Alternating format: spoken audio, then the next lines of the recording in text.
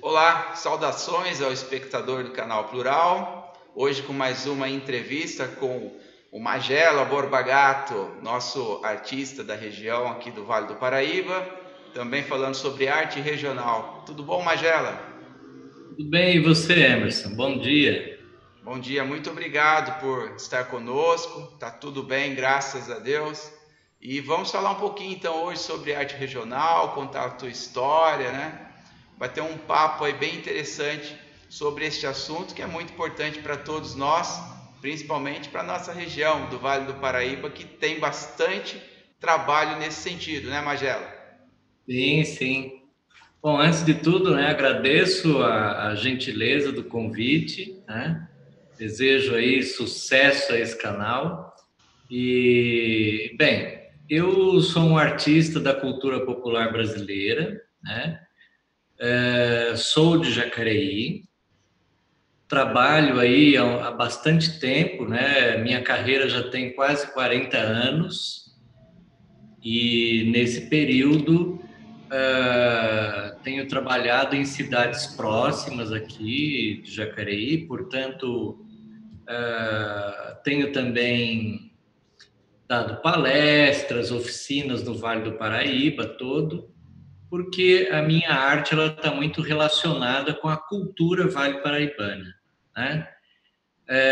Como artista, eu tenho uma especialidade no campo do barro, né? Então, eu sou um ceramista figurativo, né? Uhum. As pessoas, de um modo geral, conhecem mais a cerâmica utilitária, a cerâmica, como se diz popularmente, né? Os potes e os objetos, né? E eu pertenço a um outro nicho, que é exatamente a cerâmica figurativa, né? Que faz bonecos, santos, presépios, né? Portanto, figuras, né? E o Vale do Paraíba é muito rico nisso, né? Nós temos vários figureiros em São José dos Campos, né? Temos figureiros em Taubaté, que são os tradicionalmente conhecidos. Temos em Pinda, né, excelentes santeiros. Taubaté também tem santeiros muito bons. Então, é nesse universo que eu transito, né? O universo do barro associado à cultura popular regional e cultura popular brasileira. Interessante. Foi bom você fazer essa distinção, porque eu tive uma entrevistada, a Marina, aqui, que contou a sua história pessoal, né, aí de vida, e que cresceu dentro do ambiente de cerâmica, né? E era justamente a cerâmica voltado aí para tachos, para pratos, né? Essa mais de utilidade assim doméstica, potes. E hoje então nós vamos falar com você, que é um especialista na área da cerâmica, então figurativa, de ilustração, né, que passa ali uma mensagem, o que é muito Isso. interessante. Queria te fazer uma pergunta nesse aspecto. Taubaté, como você já falou, é uma região que tem bastante artista, né? Bastante pessoas aí que acabaram incorporando depois a literatura, o folclore, né? Mas fora Taubaté, né? Tem uma cidade aqui que fica mais pro sul do Vale do Paraíba, né? Que tem lá lavandários, me fugiu o nome Sim, dessa. Cunha. Cunha. Cunha também tem algumas artes, não tem? Ou é mais utilitária? Sim. A Cunha, ela nasce de uma ceramista, quer dizer, já existia há muitos anos um núcleo de ceramistas, onde a pessoa mais conhecida era a Dona Dita, né? Eram pessoas da comunidade que faziam panelas e tal. Isso nós estamos falando aí de talvez 50 anos, 60 anos, né? Então, dali para trás, nós tínhamos essas paneleiras, né? Inclusive, existe no YouTube, se eu não estou enganado, um documentário sobre essa Dona Dita, muito engraçado, porque ela representa o típico caipira, né? No Uhum. jeito de se vestir, de falar, é uma peça, uma figura curiosa. E Interessante. aí Cunha, ela sofre uma transformação da cerâmica tradicional, popular, né? Com a chegada dos japoneses, né? Que encontram naquela cidade um barro bom, né? Condições boas de instituir seus ateliês, né? E aí, por conta disso, nós temos hoje a cerâmica de alta temperatura, que inclusive tem lá aquelas cerimônias de abertura de forno, né? Que vale muito Exato. a pena vocês conhecerem quando a pandemia permitir, né? É, Então, Cunha é uma referência de cerâmica utilitária, né? perfeito. Fica bem aí marcado o território, né, do que é cerâmica E utilitária. E vamos conhecer agora, adentrando aí da sua especialidade, essa questão da cerâmica figurativa, né? E criativa, falamos exatamente. depois na sequência, se faz um apanhado geral, aí a gente fala das paulistinhas, que é muito importante aqui para a região, né? Ok. Bom, antes de tudo, vale lembrar que o barro que nós temos ao longo do Rio Paraíba é um barro muito bom para cerâmica, tanto a utilitária quanto a figurativa, né? É um barro muito bem equilibrado, né?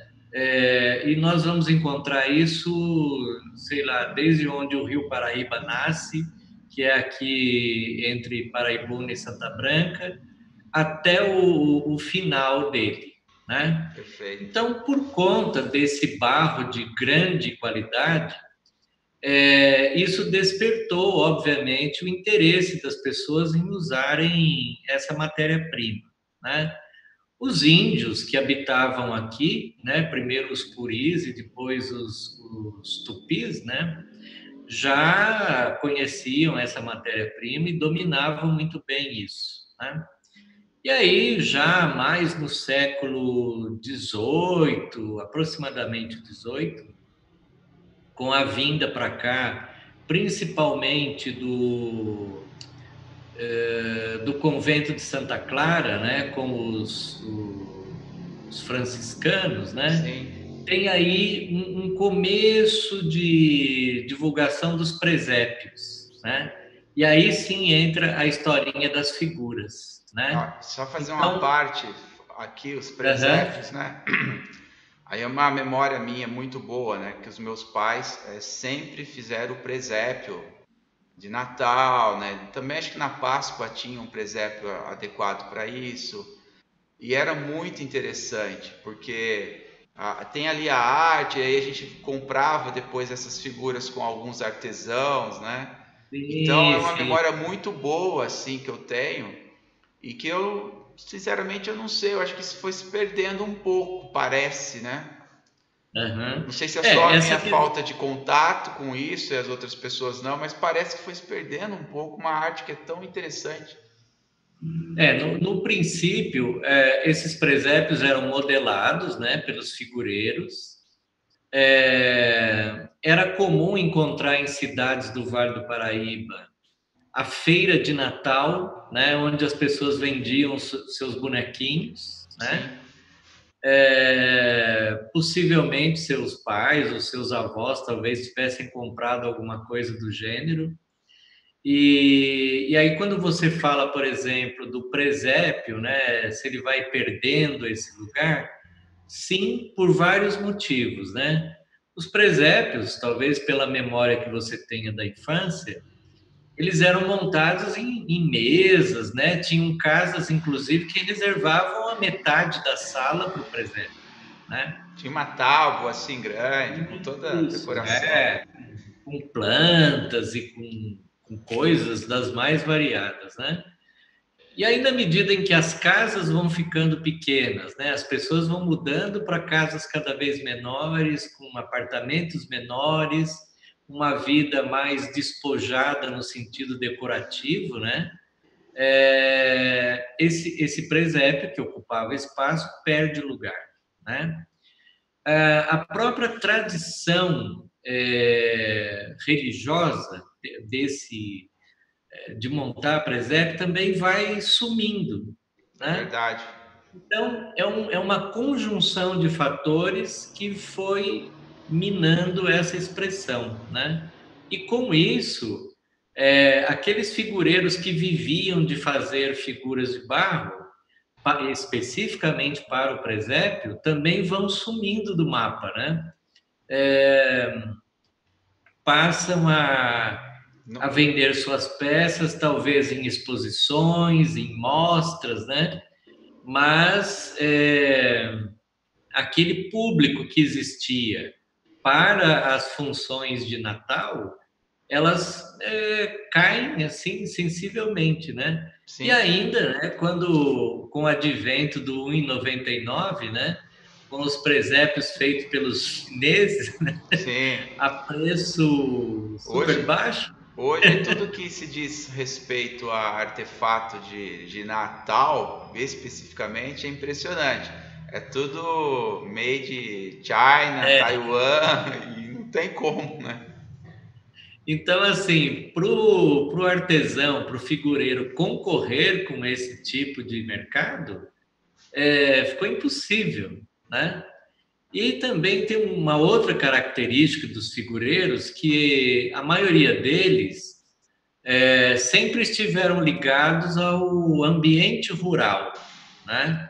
Se você tiver a oportunidade de pesquisar, né, sobre as primeiras figuras de Taubaté, de São José, né? Você vai ver que são narrativas da zona rural, né? Uhum, Então, é um boneco de uma senhorinha regando o jardim, né? Outra colhendo frutas, outra no plantio, né? exato. Ou andando a cavalo. Hoje nós não temos mais nada disso, né? Nós, de um modo geral, né? Isso para nós passou a ser uma memória muito distante, né? Ficou raro, né? Claro, por exemplo, é, uma artesã de São José, a figureira de Mudinha, né, que faleceu recentemente, tinha uma peça dela que inclusive tem no meu catálogo, que é uma senhorinha regando o jardim. Uma criança olha isso hoje, possivelmente não faz sentido. Imagina uma criança nascida e criada num apartamento, Sim. né? O que que significa isso para ela, né? O que é isso? Molhar as plantas do jardim, né? E quanto ensinamento tem por trás de um gesto desse, né? E que a gente acaba perdendo Sim, por falta de sim, experienciar, né? aham. Coisas normais, né? De uma vida do ser humano. Então, é muito bacana quando a gente olha para essas figuras mais antigas, né? Desses figureiros, tanto de Taubaté quanto São José, Caçapava e outras cidades, que a narrativa dos bonecos é de um mundo que pouco a pouco vai sumindo, né? Mesmo, por exemplo, se você comparar, né, quando você fala das suas memórias de Natal lá na infância, se você comparar essas memórias com o Natal de hoje, você se olhar bem, você vai dizer, ué, mas parece que faltam coisas aqui, né? É, Assim como outras coisas foram aparecendo, né? exato. Então, é uma mistura de coisas e é uma perda de símbolos e uma entrada de outros símbolos, né? Exato. Falando um pouquinho de memórias, né? Uma coisa que ainda é mantida todo ano na minha casa, né? Na minha mãe principalmente, é aquela famosa Dia de Reis, né? Ah, sim, sim. Aí vem lá todo mundo com as suas bandeiras, com seus instrumentos, cantam, né? E todo ano tem lá o Dia de Reis. Para quê? Porque a gente entende que isso é importante para manter a tradição, né? E eu vou te falar uma coisa: os meus sobrinhos, né? E as outras crianças que têm às vezes contato pela primeira vez com aquilo, olham e ficam encantadas, Sim, sim, sim. né? Com aquilo todo. Então, realmente, às vezes é falta mesmo de oportunidade, estímulo, e aí a tradição vai se esgotando nesse sentido. Eu já fui conselheiro, né? Sou ainda também conselheiro de cultura aqui em Jacareí, né? E certa vez eu fiz um estudo exatamente sobre esse tema que você trouxe, que é a Folia de Reis, né? A Folia de Reis, ela canta para o menino Jesus do presépio, Exato. né? Quando, por exemplo, some o presépio, a Folia de Reis perde o sentido. Se era um presépio modelado por figureiro, some também o figureiro, Figureiro. né? Então é interessante na cultura popular como quando some um elo dessa corrente, somem os outros, né? Exato. Porque, por exemplo, o dia que seus pais deixarem de montar esse presépio ou de ter essa tradição, é uma porta a menos para essa cultura da Folia de Reis bater, É isso. né? É isso. E na E é assim medida em mesmo. que Eles ela... têm uma agenda para visitar as Isso. casas das pessoas, né? E é tão Aham. gostoso porque tem ali exatamente tudo que você falou integrado, né? A arte ali figurativa, né? Você tem o instrumento, a música, a dança, o vestuário, né? Isso, E tudo é. isso é muito integrativo, né? E realmente eu agradeço ainda o esforço, né, que a minha mãe faz, que não é o esforço só da minha mãe, porque depois tem todo mundo ajudando, né, para manter isso vivo, porque de fato o que você falou é verdade, uma porta a menos quando isso não conseguir mais avançar e a cultura vai ficando para trás, né? Mas eu acho que a gente tem que lutar para que isso permaneça, porque as crianças gostam, elas gostam, Aham. elas É gostam. porque Eu é acho que a gente tem envolvente, que né? voltar a essas origens. É interessante, né? Ainda falando desse seu olhar, né? Que uma Folia de Reis, ela tem ali um conteúdo de narrativa, né? Os versos, Exato. as melodias, né? Que estão intimamente ligadas com os instrumentos, com os movimentos da dança, com as cores do vestuário, com o modo como elas chegam na casa, Uhum. né? Com a reverência para uma outra tradição que é o presépio, né? E é um mecanismo não só cultural, como também religioso e social, né? Sim. A Porque não parte social é importa muito. maravilhosa, porque você está ali depois com os É, amigos, depois você acaba sempre com muita comida, refeição e as pessoas conversando. É maravilhoso tudo isso. sim, Então, sim. muito bacana essa parte. E fazendo um gancho, então, para essas figuras, né, religiosas e pequenas, né, vamos falar um pouquinho, então, das paulistinhas, porque eu acho que é uma riqueza cultural que nós temos aqui no estado de São Paulo e do Vale, né, e que precisa ser lembrada. Então, traz para a gente esse conteúdo, e você que tem aí bastante já homenagens, né? E rendeu aí até viagem internacional para você com relação às Isso, paulistinhas, né, Magela? exatamente. Bem, as paulistinhas, elas são imagens religiosas que existiram no Vale do Paraíba durante aproximadamente 120 anos. Então, teve um ciclo de produção muito grande, né? Elas eram usadas para fins domésticos, dentro de oratório. Então, são imagens pequenas porque são de oratório, né?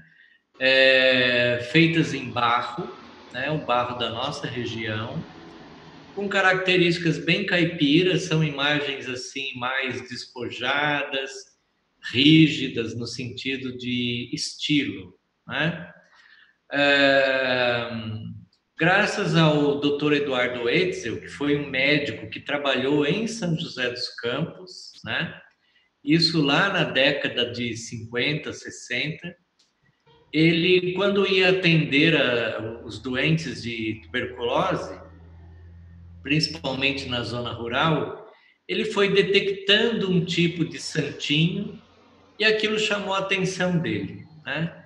E ele resolveu colecionar aquilo e fazer um estudo, né? Uhum. Então, o primeiro estudo importante que nós temos das Paulistinhas, nós devemos ao doutor Eduardo Etzel, que tem muito a ver com a história de São José dos Campos, né? E essas figuras, elas são importantes para nós por ser única no Brasil, né? Então, é um estilo que nasce no Vale do Paraíba. O maior foco de produção fica entre Jacareí e Taubaté, né? Ah, e é uma marca registrada das nossas culturas mais antigas, principalmente por se tratar de uma cultura popular, Sim, né? Porque quando nós falamos do Vale do Paraíba, ou nós nos reportamos aos barões do café, naquele período do café, ou exato. no período industrial, né? Só que entre uma coisa e outra, existiram pessoas simples e comuns, né? Que Nós fazia isso denominamos tudo rodar e girar, né? exatamente, né? Eu costumo dizer assim, né, para aqueles apaixonados pelos barões do café, né? Que duvido que um barão do café tenha pego na enxada para cultivar o café, né? Então, Ah, não. assim, Com quem que certeza fez não. isso? Foram os africanos, foram os caipiras, os índios, né? Uhum, Então, a força do Vale do Paraíba está na alma do caipira, né? Esse exato. caipira que tem a ver com todos nós, E é né? tão rica, né? Porque quando a gente olha para a nossa região do Vale do Paraíba, para além da arte que temos, para além também da própria literatura, né? Música, comida típica, Sim, sim. comida típica nossa aqui da região, desprezar essa outra parte, né? Que é a parte aí que envolve de fato as pessoas, né? Que fazem tudo isso acontecer, eu acho até que é um Aham. crime com a nossa história. Então, a Paulistinha, ela é, por assim dizer, o retrato da alma daquelas pessoas comuns do Vale do Paraíba, desde o final do século XVIII até o começo do século XX, né? Porque as Paulistinhas elas surgem aproximadamente em 1775, mais ou menos, né? E tem um ciclo crescente, né? Que atinge aí a metade do século XIX, e aí ela vai declinando e some definitivamente quando os italianos trazem para o Brasil as imagens de gesso, né? Então, quando os italianos chegam com essa tecnologia, fazendo santos mais bonitos, com menos trabalho, né? Porque Uhum, eram formas, né? sim. Então, esses santinhos feitos em barro, que precisavam ser queimados no forno, né? Toda uma dinâmica. Isso, em termos de trabalho, né? De tempo, hora, né? Vai sumindo e dando espaço àquilo que era mais bonito e mais, talvez, mais barato, não sei, né? Sim, é um processo, vamos dizer assim, de confecção mais ágil, né? Sim, em escala, né? Exato, em escala e com muita produção em série, vamos falar. Então você replica Sim, exatamente conforme a forma, né? exatamente. Então eu tenho Inclusive, uma opinião sobre isso, só para compartilhar, que eu acho assim, isso é válido, é uma outra arte que chega e tem que ser valorizada, mas a arte ela tem as suas características e você desprezar isso em função, né, a arte feita aí com barro, com artesão queimado, em função de uma outra que é mais rápida, vamos dizer assim, é o pensar tão somente naquilo que você está vendo e não no processo como um todo. E aí uhum. você perde muito com isso, né? Então O, são coisas diferentes, tem que ser valorizadas as duas, Sim, mas sim, eu sim. acho que abrir mão daquilo que é mais moroso para ser confeccionado, você está abrindo mão de toda uma cadeia que é importante para o ser humano, eu diria, né? É exatamente isso. Você tocou num ponto super importante, que é essa questão da valorização do processo artístico, né? Uhum. Por exemplo, hoje qualquer loja, né, desde a loja especializada em imagens até o 1,99, você encontra santinho lá, né? Sim, Uns mais bonitos, outros mais marretas, etc. Com o passar do tempo, né, com as pessoas cada vez mais adquirindo essas imagens ou essas figuras, né, mais baratas, etc., e como aquilo já está pronto nas prateleiras, as pessoas naturalmente vão se distanciando dessa reflexão disso que você falou, do processo do fazer artístico, né? sim. Então, se você coloca hoje uma figura bonita de barro e uma figura bonita de resina, sem colocar o preço, né? Uma pessoa pode dizer, bom, mas por que que essa de barro tem mais importância que a outra? Tem porque a outra é feita aos milhões, né? E aquela outra é feita individualmente, né? À mão, né? Então, Exato.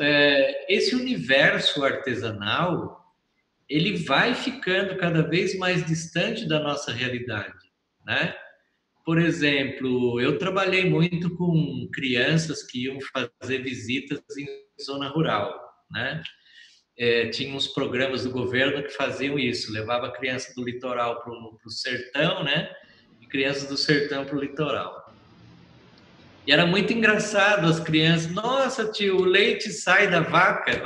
Bom, o leite só pode sair da vaca, né? Não é de Então, assim, supermercado, da caixinha? essas gerações que estão aí, as últimas gerações, talvez não tenham tido contato com um pé de laranja, né? Uma vaca lá no curral, uma plantação. Com um cacau, né? Imaginar que o cacau depois é matéria-prima para um chocolate, né? Que a gente sabe que esse Então, chocolate que a gente come aí tem pouco cacau. então, Não tem a menor noção, né? então, esse distanciamento da vida concreta e da vida enquadrada, né, que é essa que a gente vive, ela nos afasta desses raciocínios, né? Então, eu estou aqui com a ideia dessas crianças que você falou, né, diante da Folia de Reis.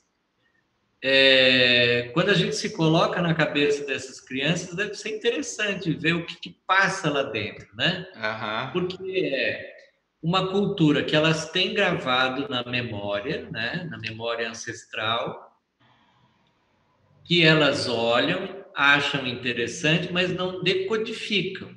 né? Elas podem achar aquilo colorido, interessante, divertido, né? Uma série de coisas que é próprio da criança. E mas se alguém não for dizer para essas crianças, olha, o objetivo disso é isso, né? Tem um menino que nasceu, esse pessoal mora não sei onde, né? Então, se não existe alguém que faça esse alinhavo para aquelas crianças, vai ser uma memória colorida, É colorida, é divertida, até de certa forma muito assim abstrata, né? lúdica, É né? lúdica, ela não consegue transformar aquilo dentro de uma origem, né? Para até Isso, aquele ponto, né?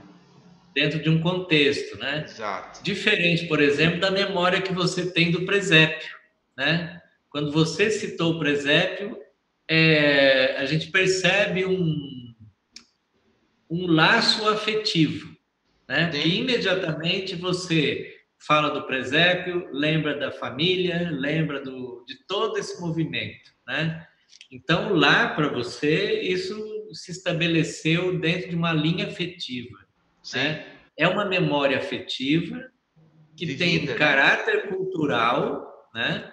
Que tem caráter religioso e uma série de particularidades, né?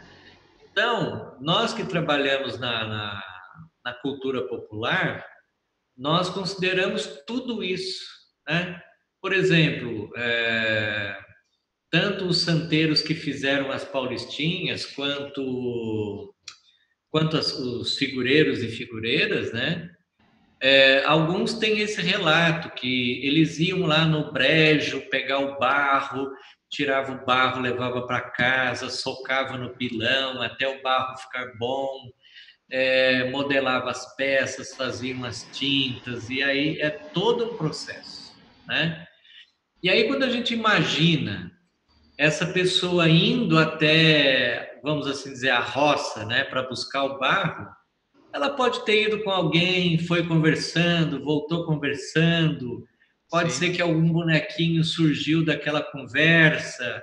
exato. É, então, Experienciou a natureza, né? são registros afetivos, né? Toda peça artesanal de caráter cultural, né? É lógico que quem faz quer vender, né? Mas Sim, ela faz também porque gosta daquilo, né? exato, exato. E nesse gostar, dentro daquela peça, vai muitas histórias, né? Memórias afetivas, memórias de fatos, né? Estados emocionais, né? Sim. Então, principalmente o barro, que tem essa característica terapêutica também, né? Sem falar nessa outra aspecto, né? Porque você tem ali Sim, uma mistura ali, você troca íons, né? Negativos, sim. positivos, então você descarrega. Isso é comprovado hoje, né? Então. Hoje seria, né, esse tempo que nós vivemos, seria muito bom se as pessoas fossem um pouco figureiros, né? Pegar o barco e tal, né? Exato. E tem também essa ligação mítica, né? Ou mística, talvez, né? Muitas religiões falam que nós viemos do barro, né? E a habilidade do Criador é gerar vida por meio do barro. O figureiro, né, o santeiro que trabalha com barro, ele é, aspas, né, um pouco Deus, né? Sim, No sentido de que ele dá forma àquela matéria-prima, né? sim, sim. Exato. Então, são muitas coisas em jogo, né? Quando nós falamos desse universo do barro, né?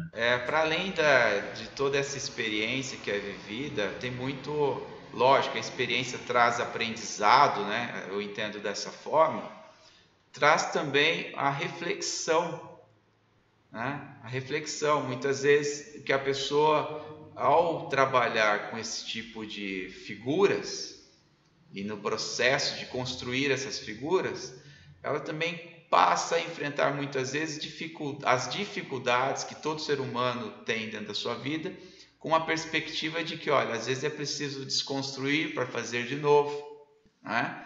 Às vezes é preciso realmente colocar no fogo, que é para ficar mais forte. Então, Aham. são ensinamentos, né, que vêm por meio da cultura, por meio da arte, que todo mundo, quando vai viver a tua vida, às vezes sofre uma dor, alguém que às vezes perde uma pessoa que ama, alguém que às vezes passa por um problema financeiro e sabe que ali tem que ter uma mudança. Então, acho que para além da situação de que a cultura, a arte, tem muito ensinamento e que inclusive ajuda, em minha opinião, as pessoas a superarem depois as experiências que vai ter durante a vida, né? Esse processo que você cita, né? O barro ele é bastante interessante desse ponto de vista, né? Porque quando ele está lá na natureza, ele está adormecido, né? Quando o figureiro tira esse barro daquele lugar, ele desperta o barro, né? Quando ele amassa o barro, ele está dando ali Forma, né? energia, né? E aí ele leva isso para a modelagem, dá a forma, né? E aí, quando você fala das dificuldades próprias da vida, né? Se essa peça vai ao fogo, né, para se tornar, como você mesmo disse, mais forte, ali é literalmente a prova de fogo da peça, né? Sim, Porque ela tem que ficar, para ela ser eterna, vamos assim dizer, ela tem que passar no mínimo a 600 graus, né? Então é no fogo que ela se torna outra coisa. Ela deixa de perfeito. ser argila e se torna cerâmica, né? Perfeito. A transformação, né? Que é um pouco a nossa vida também, né? Uma pessoa sem desafios, sem obstáculos, sem, Sem né? prova. Bom, eu duvido que alguém passe por uma vida sem ter essas coisas, né? Mas o que nos faz mais fortes são exatamente essas coisas, né? Esse fogo, né? Que a vida traz para nos transformar em algo melhor, né? Perfeito. Fazendo aí um pouquinho mais, avançando nesse assunto que está tão gostoso, depois que você então fez esse trabalho, foi até ganhou o prêmio nacional, né, por conta das Paulistinhas, você teve a oportunidade de fazer a exposição desse trabalho fora do Brasil, foi em Portugal. Conta pra gente um pouquinho essa experiência, como foi a recepção dessa arte fora então daqui, né, É, fora do Brasil. em 2003, aliás, em 2013, por conta desse trabalho com as Paulistinhas, eu fui reconhecido mestre da cultura popular brasileira pelo então Ministério da Cultura. Aí, um pouco mais adiante, eu ganhei um outro prêmio de intercâmbio, esse que você está falando, né? E fui à região do Alentejo, em Portugal, numa cidade muito simpática, que é a cidade de Estremoz, onde existe uma produção de figuras de barro há 300 anos, né?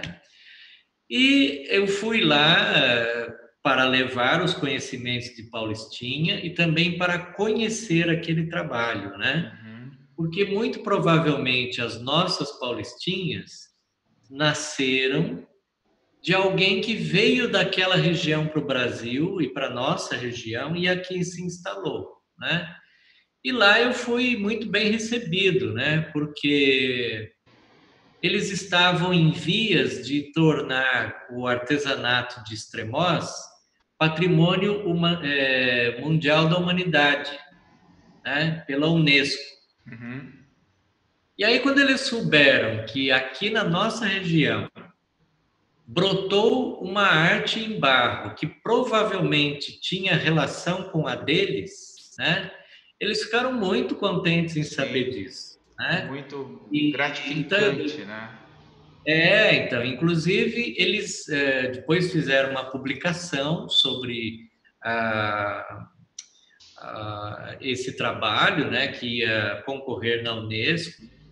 E aí eles citam as Paulistinhas do Vale do Paraíba, né? Então eu fiquei lá durante 28 dias fazendo pesquisa, falando do meu trabalho, falando das Paulistinhas, falando do Vale do Paraíba. Fui muitíssimo bem recebido. Eu acho que nem no Brasil eu nunca tive um tratamento tão maravilhoso como eu tive lá, né? É, É, tive acesso a bibliotecas, a documentos históricos, ao acervo do museu que eles têm lá. E foi bacana, porque eles tomaram consciência e conhecimento desse nicho artístico, né, que nós temos, que são as paulistinhas, e também as peças de barro, né, dos figureiros. E eu tive a feliz oportunidade de conhecer o trabalho deles, né? maravilhoso. E foi muito, muito bacana, foi uma experiência fantástica, né? E aí, também por conta desses dois prêmios que eu já citei, o ano passado a Secretaria Especial da Cultura abriu um outro edital para premiar mestres que tinham feito uma boa divulgação do trabalho, né? E aí eu fui contemplado novamente, em terceiro lugar na região sudeste. E, em contrapartida, eu tenho... Era para eu ter feito isso esse ano, mas ficou para o ano que vem. Palestras e oficinas aonde eu quiser nesse país, né? Então, tem algumas já marcadas para o ano que vem. E então, onde eu vou falar do Barro, do Vale do Paraíba, das Paulistinhas, dos presépios, das figuras, né? E Maravilhoso. também aplicar uma oficina em cima disso, né? Nossa, maravilhoso, muito bom. E é como a gente percebe, né? Você que teve essa oportunidade de fazer esse intercâmbio aí cultural e de trabalho, né? Como a arte ela é valorizada fora do nosso país, né? É incrível. Portugal ou a Espanha ou qualquer outro país, eles não abrem mão de manter as suas tradições. E isso não exclui o avanço, né, tecnológico, isso não exclui a modernização da economia, não exclui o trabalho mais industrial, mas eles não abrem mão dos seus valores, né, populares. E isso gera uma riqueza tão grande, né, e que a gente, eu acho que aqui no Brasil precisamos aprender, né, porque às vezes nós queremos ser outra coisa, quando que na verdade a nossa riqueza, né, cultural, ela é tão rica, né? É rica, é uma riqueza mesmo, e às vezes a gente quer ser outra coisa. E nós podemos ter avanço tecnológico, sim, industrial, mas não precisa abrir mão daquilo que é tão importante que nos marca. Então, esse teu relato, de fato, eu acho que serve também como uma reflexão para todos nós, né, que consumimos, né? Porque é o que você falou no nosso começo da conversa. É o consumo também que estimula aquilo que as pessoas fazem. Se você começa a abrir mão daquilo que é seu, genuinamente seu, produzido aqui, você também vai apagando as suas memórias, né? Eu gosto muito da frase do Jung, né? Que diz: quem olha para fora sonha, quem olha para dentro desperta, né? Nós ainda somos um povo que olha para fora, né? Tudo que é de fora parece que é melhor para nós, né? Ao contrário disso, todos os estrangeiros que vêm ao Brasil se encantam com a cultura brasileira, né? Exato, exato. Nós não nos encantamos, né? Então, assim, nós que somos os maiores interessados no nosso próprio país, na nossa própria cultura, nós não queremos saber de nós mesmos, né? Então, por exemplo, as próprias empresas, né? Quando você fala desse avanço tecnológico, né? Lógico que pode ser uma utopia o que eu vou dizer aqui, mas se houvesse mais humanidade nessas mega empresas, né? Elas poderiam ter um olhar mais carinhoso para com a cultura do lugar onde ela está, né? Sim, Na Europa a gente vê muito isso, né? Empresas que por prazer investem em fundações, constroem museus, patrocinam ações, né? exato. Aqui no Brasil, não. Se o governo não criar uma lei de incentivo, nenhuma empresa enfia a mão no bolso e paga de prazer, com prazer, alguma iniciativa, né? Exato, exato. Então, eu penso que, lógico, eu não estou falando mal aqui das empresas, eu estou só Mas é uma refletindo. reflexão importante de se fazer. Então, por exemplo, a cultura popular ela gasta muito pouco, sabe? O investimento para manter um grupo como esse que você falou, da Folia de Reis, ou da manutenção de um centro de figuras, né? É uma coisa que não é cara, Nada, né? cara, nada. É nada caro, né? E só que nós não vemos esse tipo de iniciativa, né? E nisso também o próprio poder público, no âmbito cultural, ele é muito deficiente e cada vez mais deficiente, né? Então, na pauta dos municípios, a cultura, ou ela não tem verba nenhuma, ou ela tem uma microverba, né? Os gestores, de um modo geral, né, nos últimos anos, são mais guardiões políticos né, de quem está no poder do que pessoas envolvidas com cultura. E aí a gente vai perdendo território, né? A cultura e a arte, tão importantes para a alma humana, vai perdendo território nas comunidades. Porque, por exemplo, quando o município se importa com a cultura, e mesmo que ele monte lá uma sala de modelagem, de pintura, sei lá o que for, ele dá condições de que as pessoas tenham acesso aqui, né? Exato. Agora, eu gostei da sua fala aí da Folia de Reis, eu vou copiar ela até o final da conversa, hein? Porque olha só, por mais que aquelas crianças que tenham se divertido com aquilo que elas viram possam entender ou não entender, elas tiveram um contato com aquilo, né? Nós não sabemos muito bem o quanto aquele colorido, aquela sonoridade, aquelas rezas, aquelas coisas todas vão gerar de efeito na vida dessas crianças, né? Mas ficou um registro. Ficou. Né? Isso pode despertá-las, talvez, no futuro, para um olhar mais artístico, musical, teatral, religioso, social, etc. Né? Sim. Então, quando a Folia de Reis chega na casa dos seus pais, a casa dos seus pais se torna, naquele momento, um centro cultural, Sim. um polo de cultura popular brasileira, né? Então, quando nós olhamos essas manifestações, e quando a gente fala de espaço cultural, dá a impressão de uma coisa engessada, né? Mas ali, naquele lugar, naquele festejo, aquela casa foi um ponto de cultura naquele momento. Né? Exato. Desculpa, e é extremamente barato. É como sim, extremamente barato, né? Então, um bule de café e umas bolachas e, sei lá, muito alguma bom outra humor, coisa. uma galinhada, né? Uma galinhada, uma coisa assim, muito bom humor, barato, são as pessoas que fazem, né? O elemento humano, né? Fazendo a arte acontecer, né? A cultura acontecer.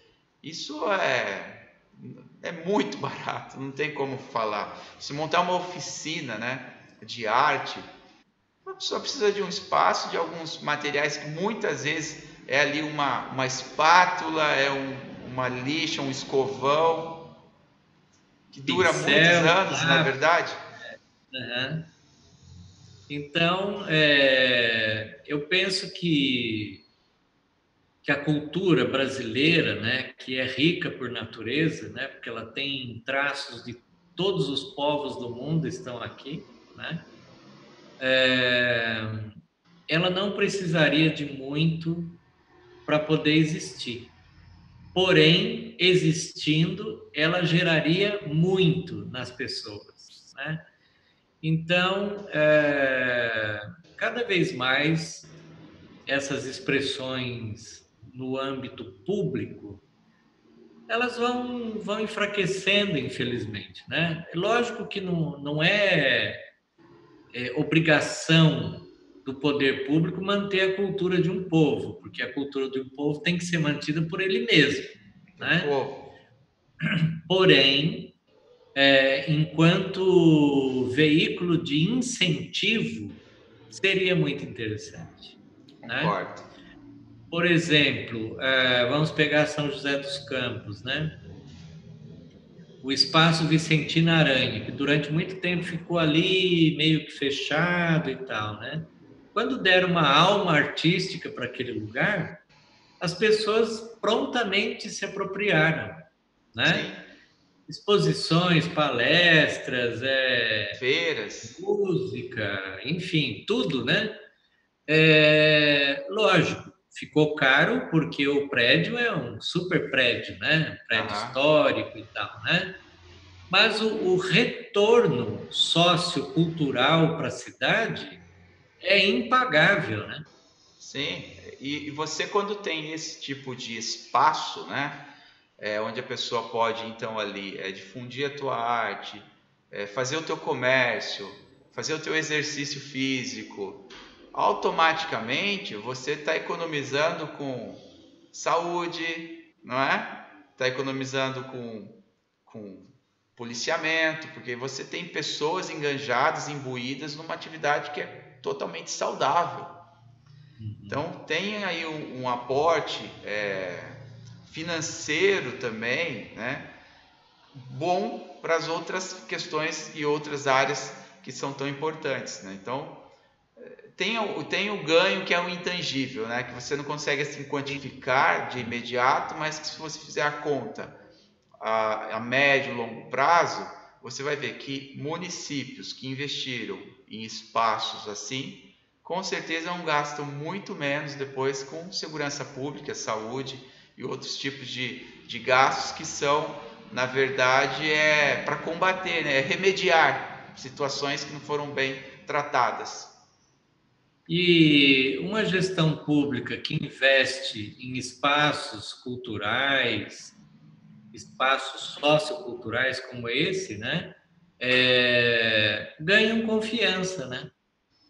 É que a maioria da classe política pensa em números, não pensa em pessoas, né? É. Então, pensa em pessoas agora nesse período que nós estamos vivendo, em que, bom, graças a Deus esse ano não vai ter tapinha nas costas por conta do Covid, né? É Mas, a hipocrisia que temos aí a cada 2 anos, né? então, agora, quando o indivíduo propõe uma cidade, um espaço de pensamento, de convívio, de arte, etc., aquela gestão ganha confiança com isso, Sim. né? Só que esse pessoal não percebe, né?